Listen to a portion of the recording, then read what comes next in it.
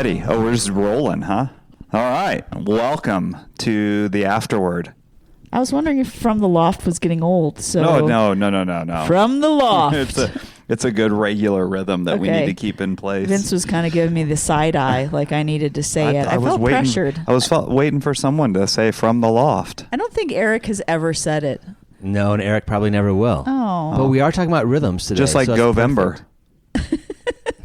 Missions Month? Yeah, you wouldn't say, or Lisa. Lisa, although last week or 2 weeks ago he called his dog Cooper. Yeah. So he doesn't even know his own dog's name. Lisa was really hurt. I was talking to her. She was really hurt by that. Okay, anyway, here we go. Welcome. The point of our time together is to we pray that hopefully it will be a help to someone to talk about the sermon from the previous Sunday, often the text that was preached, in this case, over these last 4 weeks, the topics that Eric has been walking us through, to provide some application, some more conversation about it, to provide maybe even some question starters for townships, and on and on. So that's our hope. Hope it's a resource for the town church, people of the town church. So I am joined this afternoon, or whenever you're listening to this, by Kirsten Black, by Betsy, Bethany, Elizabeth, or whatever you'd like to call her, and Eric. Why are you pausing? I was trying to think of some catchy name to go with it. Eric Reeves. Here's our opening question to get us started, because it kind of ties into what we'll talk about with some of these regular formational rhythms. What kind of regular rhythms do you all have on an ongoing basis? I'm not talking about spiritual formation necessarily, but just regular rhythms that you do. Maybe you notice them, maybe you don't. It's just become such a regular habit, but other people around you absolutely notice them, whatever that is. What rhythms do you have? Go. Well, I'm a creature of habit, which is not shocking to Vince, but I've got a lot of regular rhythms. I get up in the morning and Vince gives me a cup of coffee. Your regular rhythm is something that Vince does for you. It is. And when he travels, it's really problematic because I have to make my own coffee. And I wrote down on a note card, I'll pour over coffee, and I had to write down on a note card the measurements for Kirsten to learn. So for when I'm gone. I never remember them, and so he hands me a cup of coffee. And then I'm not a great morning person, a night person. I'm a solid 1 to 3:30 in the afternoon kind of person. Cassie, a couple weeks ago, Kirsten was listening. I don't know if it was a podcast or something else, but she says, "You know what? You and Kirsten are really similar." There is some overlap there, and then, but if there's not a fire, which Vince also usually builds the fire in the morning, but if there's not, I will build a fire, and then I'll read my Bible. So basically, Kirsten's sharing my regular rhythms. Vince does this for me. Vince does that for me. So that's my morning. I mean, I could go through my whole day. Like Mondays, I start laundry. None of my rhythms are exciting. Like I usually work out at some point most days, make dinner every day. But your regular rhythms keep us going as a family. Yeah, they do, but they're not exciting. They're absolutely it's just necessary. What I do. Most Saturdays, here's another one that you do. A lot of Saturdays, Vince will make breakfast burritos for our family. And that's been his Saturday thing for a lot of years. But recently the boys are on a sourdough biscuit kick. So I've been making sourdough biscuits every Saturday for breakfast. True. So there you go. That's a newer rhythm that will fade out when I get tired of doing it and Vince will make burritos again. All right. Does anybody else have any other regular rhythms that I do? Oh, well. For you? Hey, Eric, do you put on sock, shoe, shoe, or do you do sock, shoe, shoe? Sock, shoe, of course. Who does sock, shoe? I might do that sometimes. Really? I think I might. I said that I did it before we started recording, and then I started second guessing myself because I want it to got know. such a strong I want to know response. if any of our listeners do sock shoe. Yeah, email Vince at Yep. vince@thetownchurch.org. Yes, I and let want us to know. I do think I occasionally do that. If I'm putting on my shoes and socks at the same time, I feel like sometimes I end up doing sock shoe. Why? That's weird. I don't know. It just happens. That's All right. kind of strange. Regular rhythms, go. A ton of them. Absolutely a ton of them. I shave the same every time I shave. I brush my teeth the same every time I brush Well, my you teeth. shave? I have to like every 2 or 3 days. Remember that time there was that beard growing contest years ago and you tried? Well, COVID. It was so bad. Yeah. That's not probably not coming back. Yeah. Those things are always the same. And I had another one that I thought was a little bit more unique that I was going to share, and I cannot remember it right now. So if Betty or Vince, if you have any, You go on a walk every morning? Yeah, right now I do. Yeah, Huh? It's the same route. Well, except for today because of the snow issues, I didn't want to put on boots. But usually it's the same route every morning. If when you put on boots, do you put on a sock and a boot? Sock boot. You know, we have another listener, a regular listener who has a lot of regular rhythms. And I made fun of him last time I was running with him that he runs the exact same route all the time. It might rhyme with schmon, but I'm not going to say who. Yep.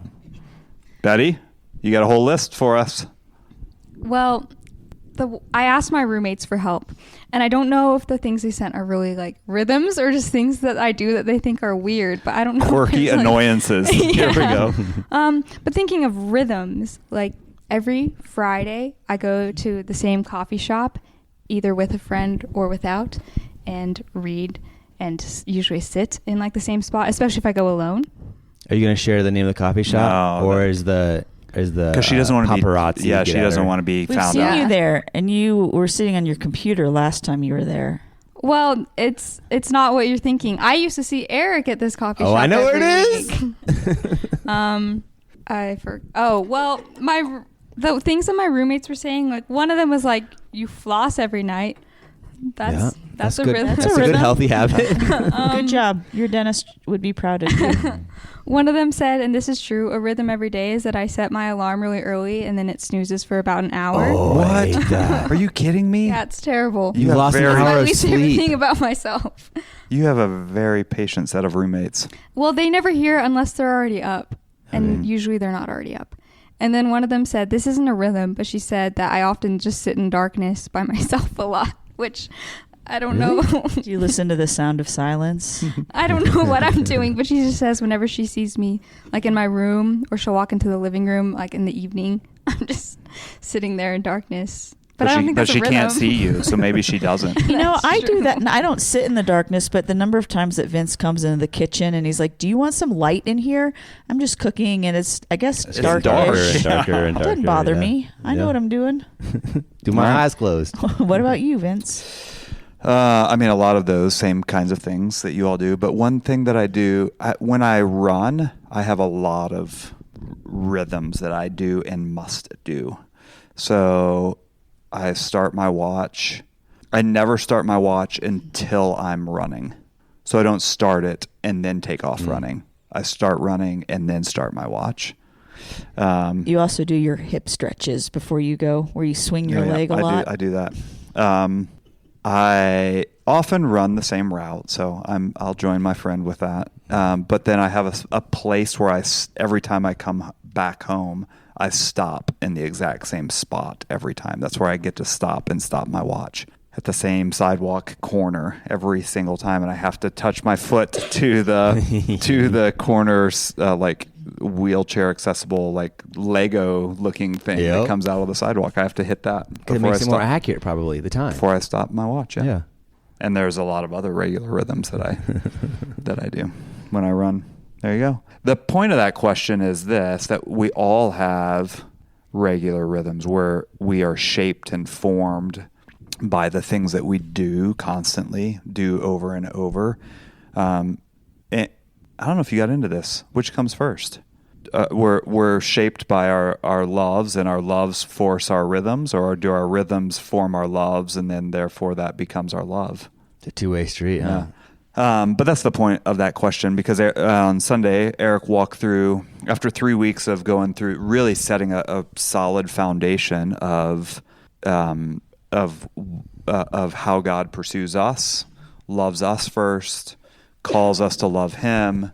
Those affections are growing. It landed here as we. I don't want to overlook last week. As we give space for that to happen, as we are waiting and watching, receiving for God to be present, and then you landed with, and I know you wanted more time than what you had, but landed with these 4 regular rhythms that we as a church have adopted as, like, these are the things that seem like they're all over Scripture, that we're either commanded, recommended to do, or are a part of the regular Christian life that grow our affections more and more for God.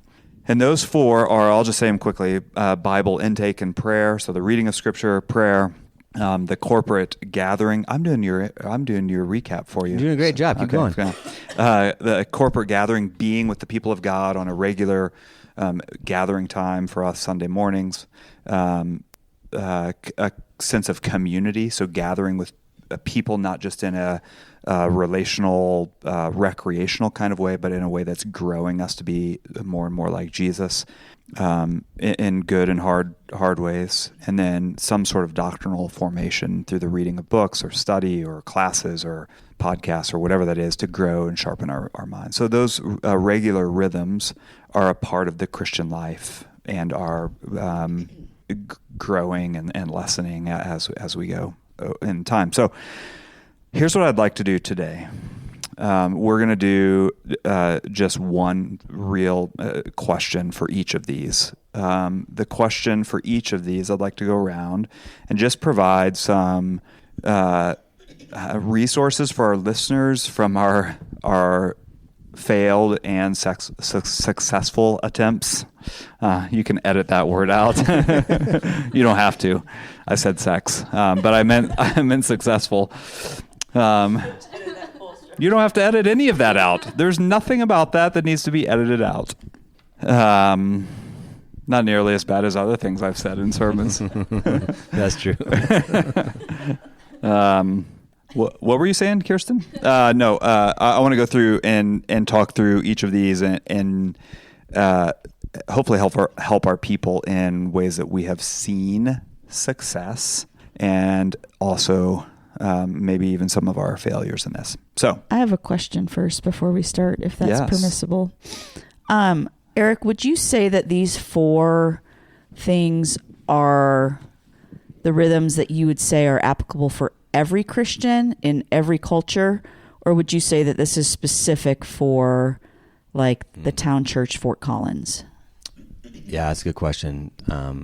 I tend to believe, this is my opinion, generally applicable. That there are some cultures where there aren't churches or that sort of thing, and so, like, I understand that, but because I think they're all biblical and we see them throughout the church history, I think generally applicable to all Christians.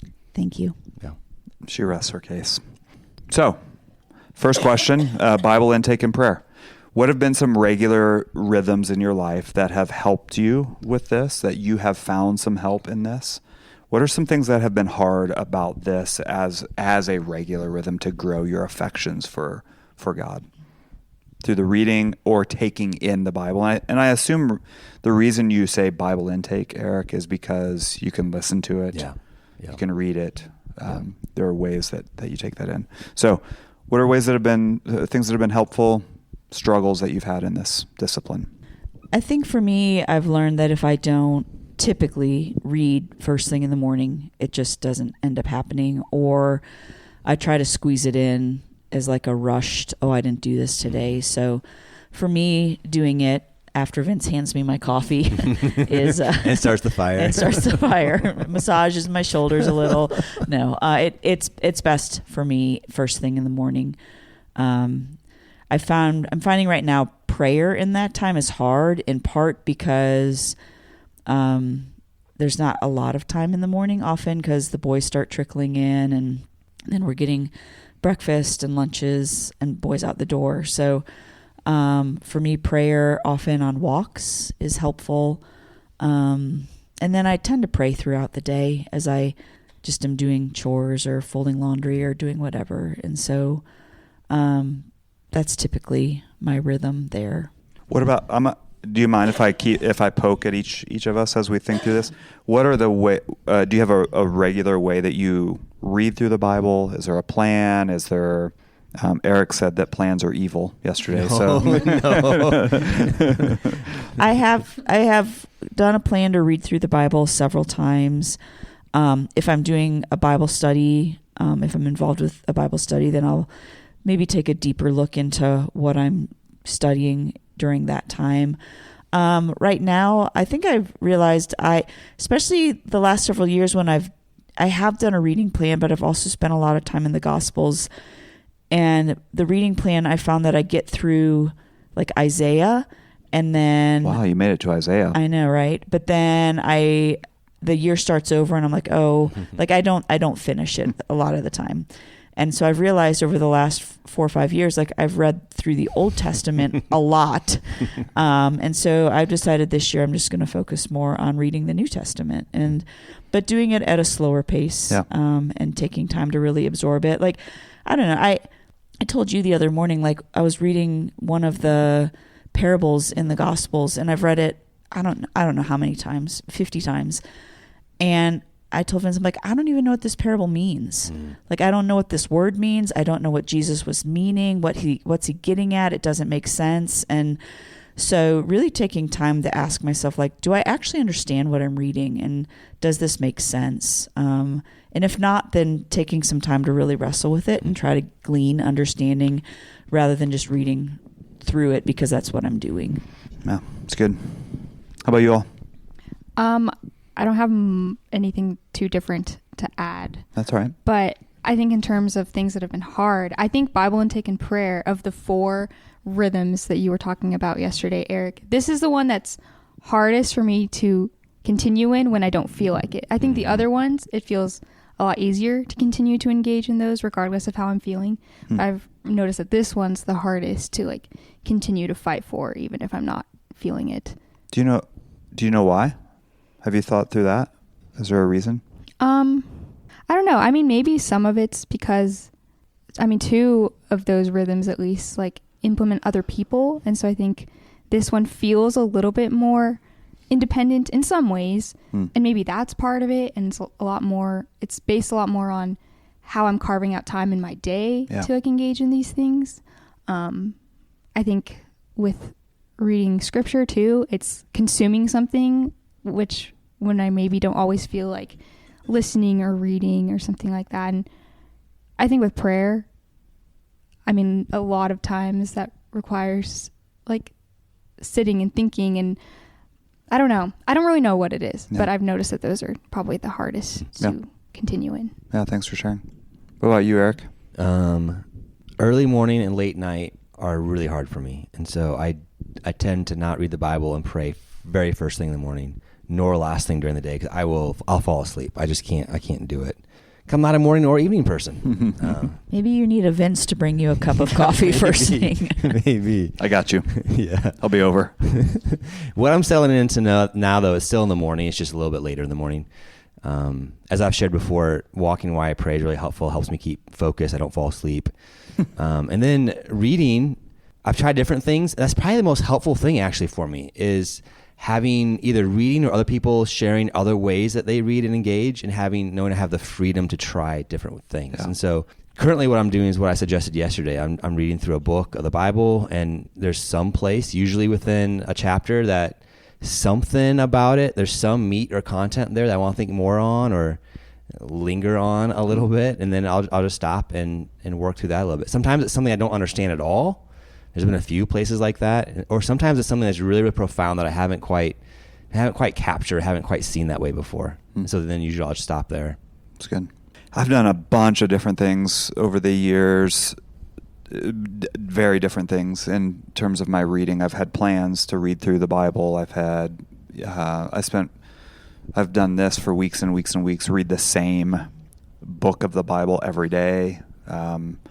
I've done that. I've taken it slow. One of the things that was, I think, most helpful, and it's been a long time since I've done this, I thought about going back to it, is I would study, just pick a book, Colossians, and I would study that, read through it devotionally, but as I would read through different chunks, so let's say, the first 10 verses, I would then write out every verse. And there's something about the writing word for word the verse that I'm reading, studying, that gets in my head and also my heart what I'm reading and taking in. So it really sticks. Do you think it's because you have to pay attention to every word?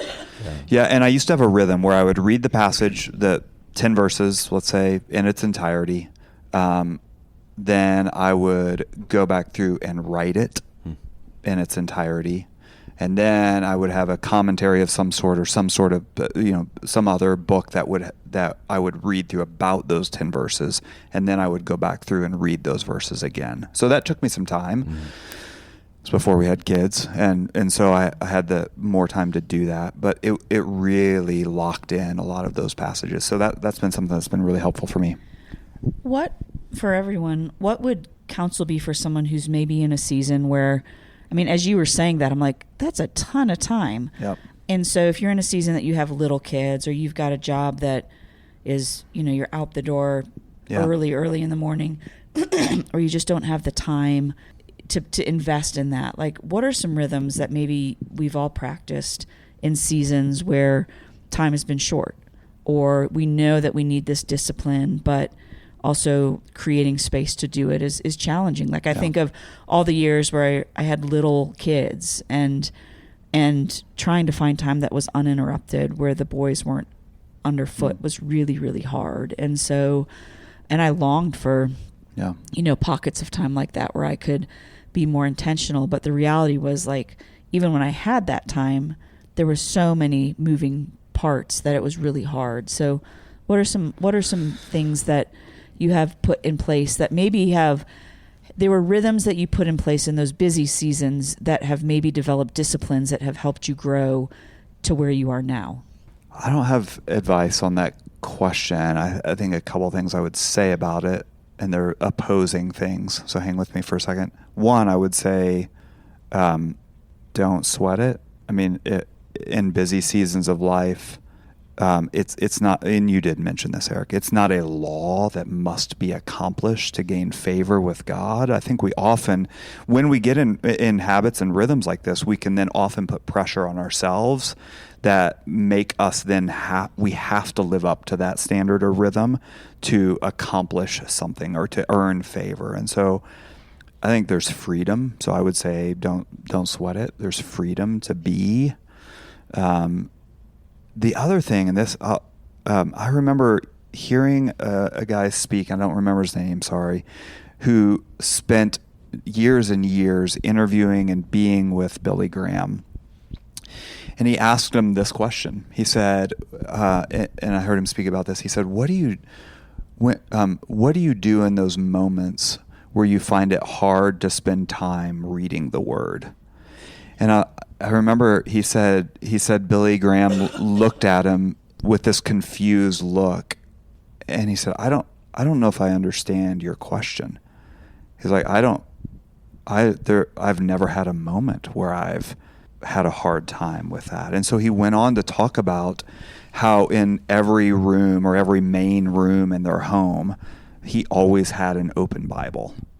And as he passed through his house, he would pause and just take a look at what was open in that Bible and read something and chew on that for the day as he walked through the house or whatever it was.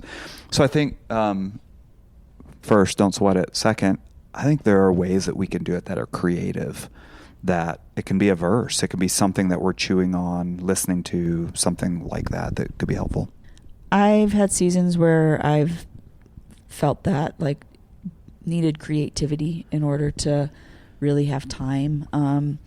When our boys were little and they used to have those, like, bath crayons, I used to write a verse in the bathtub, and we would, like, as they were taking a bath, we would, work on memorizing the verse. And I'd also just write a verse on a note card and actually put it in a Ziploc bag and tape it in my shower.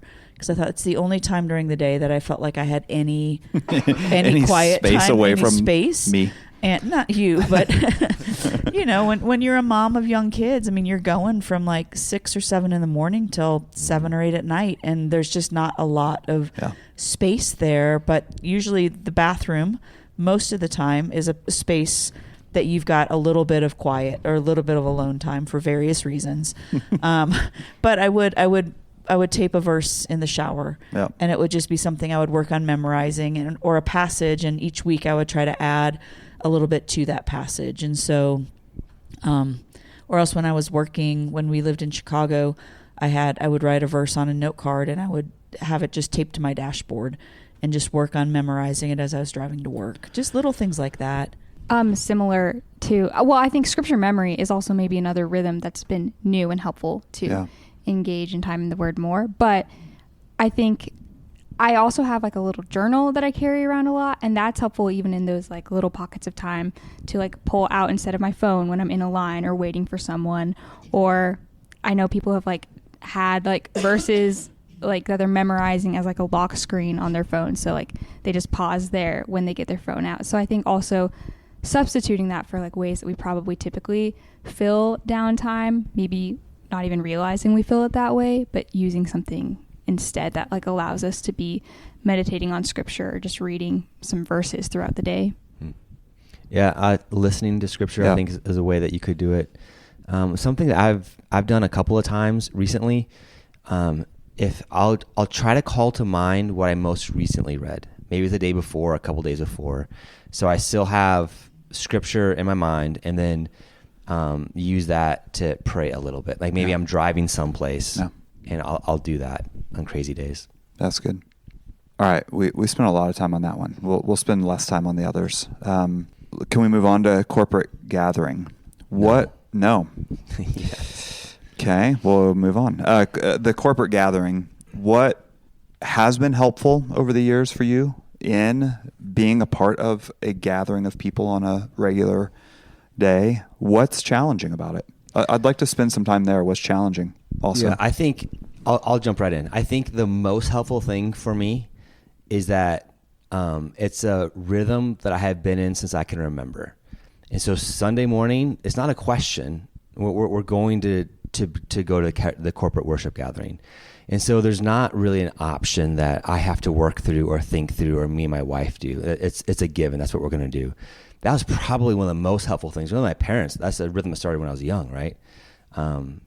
That has stuck with us. That's good. Yeah, I mean, you've maybe heard people say Sunday morning church is a Saturday night decision.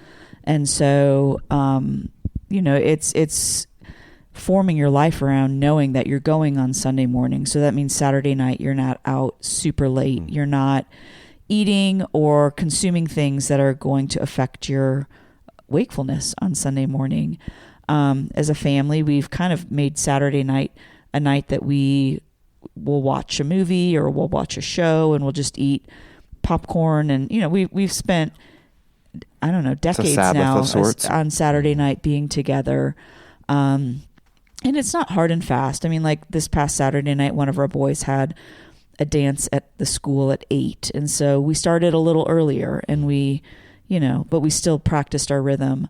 When our boys were little, Vince was always at church super early. So I was getting 5 boys to church by myself, and that was really hard. So we would start Saturday night, and we would get everybody's clothes ready. We would get shoes by the door, because inevitably there was always a missing shoe. And when they're little, they have like one pair of shoes. And so we'd make sure all the shoes were by the door. The diaper bag was packed, like everything was ready to go. So for me, it was just a matter of getting all 5 boys dressed and fed and out the door, which was still a pretty monumental task to do quickly in the morning. But, we would do a lot of preparation on Saturday night in order to make it sustainable for me to do on Sunday morning. The thing that stands out for me about the corporate gathering that I have grown to love more and more over the last few years is that it's a diverse group of people. Even in the town church, our own church historically it has grown in diversity. It has been in different seasons a very homogenous group of people, and that has changed to where now I get the privilege of interacting with infants and toddlers and also people in their 80s, and I love all of it. There's something beautiful about, and I know I joke about this. It's really not a joke, but I say it in humorous ways. It's a weird group of people. I mean, it's a very strange group of people who have decided to get up early on a Sunday to come be together. But there's something beautiful about seeing it. So that's been a beautiful part of this. And I think an encouragement to the listener, and probably all of the listeners, most of them do this already, but if you're someone that just shows up when the service starts and then kind of bolts right after the service, like, you're missing out. Because there aren't many who come when the service starts. Is that what you're meaning? No, I was not being passive. I do think you're missing out, though, because time before and after the service and just getting to engage with people, like, if the service is from like 8:30 to 10, like, be there at 8:15 and be willing to stay until 10:15. Like, plan out 2 hours of your day, because that's a time that you're fellowshipping with people and getting to know people in the church. And it's an opportunity for you to be with God's people. What about for you, Betty? Anything to add to that? I don't know. I think gathering corporately, like on Sunday mornings, has been all throughout college, even when other disciplines were hard or I was struggling with campus ministry or whatever it may be. This was like the one thing that I constantly wanted to do and wanted to engage in. And I don't know what it was, but I think I just always felt drawn toward that. I think a lot of that changed when I saw the significance of being involved in a church. And I think to what you were saying, Vince, that it was like the one place that I was not just engaging with college students. And I think, there were a lot of things. Finding a church was huge too. I mean, at the beginning of college, it was a lot more discouraging when I didn't know where I was going every week. But I don't know. I don't know if there's any thing to add, but it's always been consistently something I've desired for the last years. So, what's been a challenge? I'll add to this. What's challenging about corporate gathering, and I'll add also community. What are the challenges that we sort of buck against or find opposition to being engaged in a regular way with this? Two come to my mind right away. One I wrestled with when I was younger. I actually stopped going to church for a while because of this. It was because it seemed like we would go to church, but it didn't really make a difference. Why are we going to church? We're not doing what we say we're going to do. We're not really, I don't know. It didn't seem like we're being changed, or we really cared about what we all said on a Sunday morning. So I just stopped going for a little while. So that's one that can be a challenge. It has been for me. The second one is if there are broken relationships I have with anybody in the church, that gets really hard then too. Like, I'll go, but it's much harder because I know I may see that person, or how are we going to interact, or it's going to be weird. And I don't want weird. Okay. Yeah, I would say I would echo that. Especially the broken relationships. I think having helped plant the church, and there was a lot of really hard years there initially, relationally, with people and expectations and all of that. And so I think there was a lot of years that it was hard relationally, and I think also there were a lot of years that I felt really lonely coming to the church, which is, I think, shocking for people to hear. But I had a lot of years where unless I went and initiated conversation with people, no one would talk to me. And so that was really hard. I was really lonely going to church. And so it made me not want to be there. I think there was expectations put on me from others that it was hard to be a part of church and community. And so I think I've had a lot of years where being at the either community or the corporate gathering was really painful. I realize some of this goes like a little bit against what I just said of like, oh, it was never hard for me to come to church. But I think one thing that, at least at the beginning of my time, like here, not knowing people is something that's hard too, but that also takes like intentionally investing and coming and getting to know people. But that was hard for a little bit, like not knowing people or not knowing who to sit with. So then I felt awkward coming or not having peers, like other people who were in a similar stage of life to me. But I think that took investing in other areas and forming different kinds of relationships. But that was hard for a time. I think sometimes too, I mean, we've heard from people, and probably my own experience too, like depending on who's preaching, people will come or not come, or depending what the music is going to be like, people will come or not come. And so there's often a lot of preferences. And so it's based on what they think they're going to get out of it or how they're going to feel, rather than maybe the value of corporate worship. Participation together. Yeah. Yeah. I think for me, a challenge, I mean, this is different than many of you probably. It's my job, and that can sometimes make it challenging.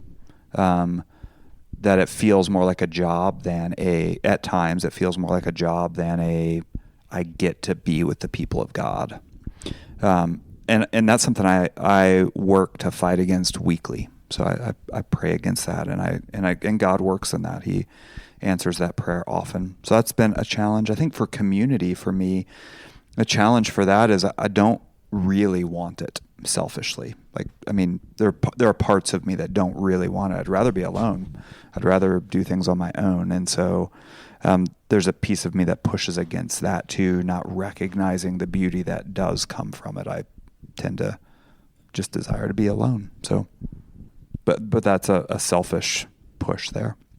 What's helpful about community? I know this is very similar to corporate gatherings. So do you have anything to add to that piece on community that's been helpful for you, or you've seen really growing, a growing affection for you in community?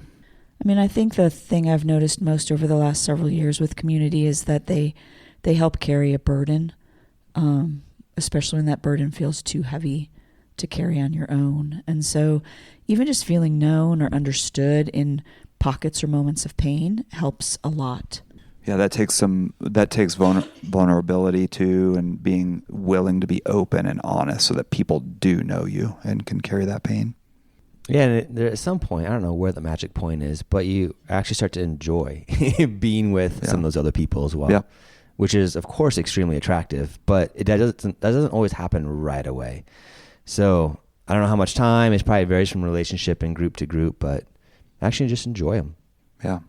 Yeah, that has grown for me over the last couple of years. And often some of those things are, some of that community can form, doesn't have to, and I don't know if it's best to, but can form around affinity, can form around something where now you find yourself in that group and it becomes a growing group of people who know you well, have spent a lot of time with you, enough to know the ways God's worked in you and the ways that you sin and all of that. So I think it's really cool to also have community that's seen you through very different times in your life. Like I have, this is really cool. I have a lot of friends from college who are still here, and we still regularly meet and do things together.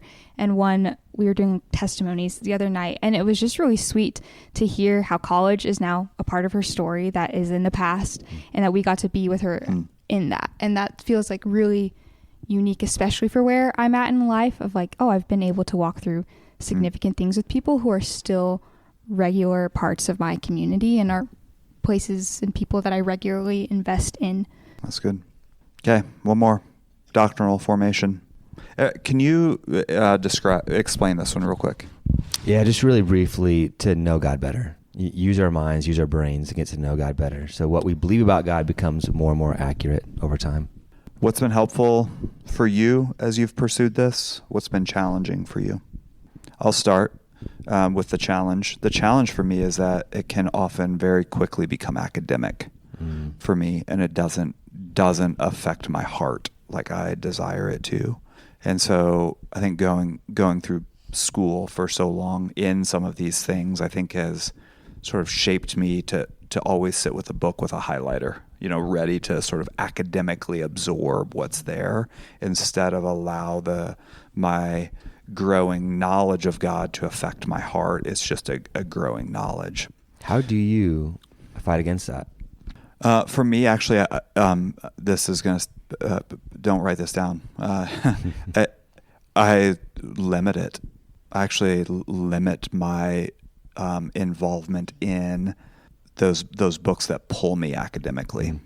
I don't eliminate it, but I do limit it. I try to alternate between books that are more doctrinally heavy, so that are forcing my brain to work and impact my heart. I alternate between books like that and books that are more devotional in nature, and try to go back and forth to swing a balance there.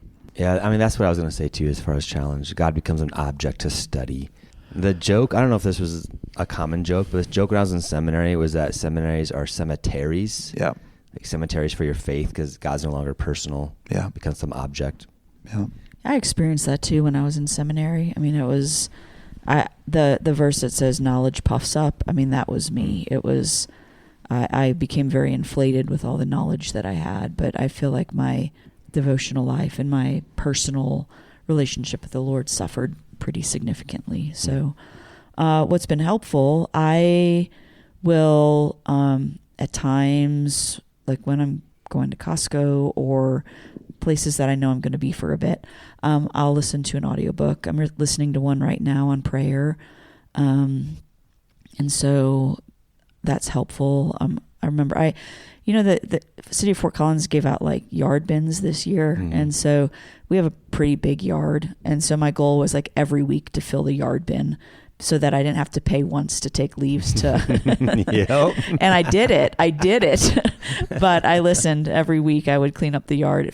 I would clean up the yard till the yard bin was full. Mm-hmm. And then our neighbor loaned us theirs too, so I had 2 yard bins. So I'm still holding on to leaves. I'm going to hold on to them for the entire April 1st. winter. Yep, I put some in too. Yep.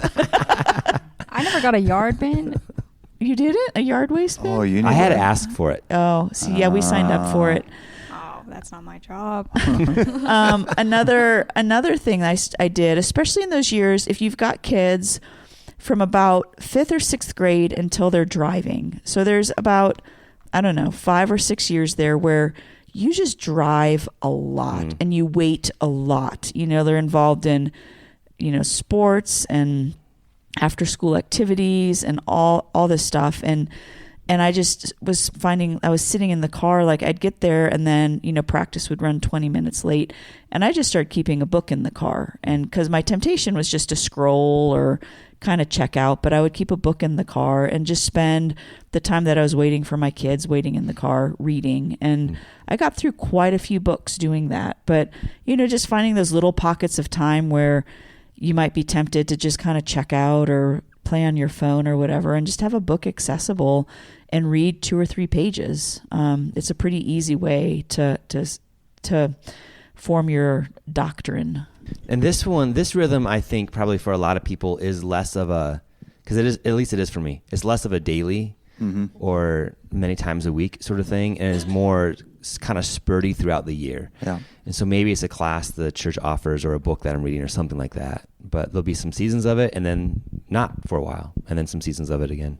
You heard it here. Your doctrinal formation can be spurty. Is that a word? Yeah, nope. But you're the king of making up words and just rolling with it. Or if you're like me, you've got a stack of 6 or 7 books that you've started and you're going to finish, but just small little chunks at a time. One thing I have found helpful also in this is I will often, if I'm going through a book that's more heady, that again, the goal is to get to the heart, is I'll ask someone else to read that book with me. So another person or two, and say, hey, would you like to read this as I do? And we'll talk about it when we're together. So that's helpful too, because I find often with stuff like this, I can highlight, I can read it for myself, I can kind of take it in, but unless I'm communicating it or others are communicating it with me, it can go in one eyeball, I guess, not ear, one eye and out the other. Maybe you're listening to it. If I am Costco. listening, if I'm listening, it's not going in my eyes. Anyway, so that has been helpful to join with others to do that. The point of all of this was to walk through these rhythms that are key pieces of every maturing Christian life, not as boxes to check. And Eric, you, I think, set up a 3-week foundation for this. It was really helpful. They're not boxes to check. They're not things to get through. They're not duties to fulfill. They are key areas in our lives that are growing our affections for a God who knows us and loves us and cares for us. And why would we not want to move toward that God if we know that God is the kind of Father who's caring and loving? And I think you did a great job of that. And so that's the point of this conversation, is just to walk through those and hopefully get some ideas from one another. I want to end with kind of a variation of your question. All right. Your final question. And the question is this: which of these 4 has been the most helpful in growing your affections for God? Boom, stumped you all. I didn't tell you I was coming with this question. I think it has to be the first one, Bible intake and prayer, because in Bible intake is where I've learned who God is, and prayer is probably where I've experienced God. Yeah, same for me. I think it depends on the season, but I think recently corporate worship has been something for me that's really helped to increase in my knowledge and love for God in just new ways, and to engage with him in ways that I wouldn't normally. So I think that's maybe a more current answer. Yeah, I think mine's seasonal as well. And I've been in a season recently of seeing community as being something that's increased my affections for God. My community is pretty limited, and that's a lot of my own selfishness, but the people I am with, there've been some really deep, meaningful conversations about struggles that people are going through, and joys that people are walking through, as well as encouragement from other people. So that being in community, I really have experienced that as a great gift from God that has grown my affections for him. So, okay. What's up next week? What's up next week? What's up? What's up? Next week we start in the book of Ruth.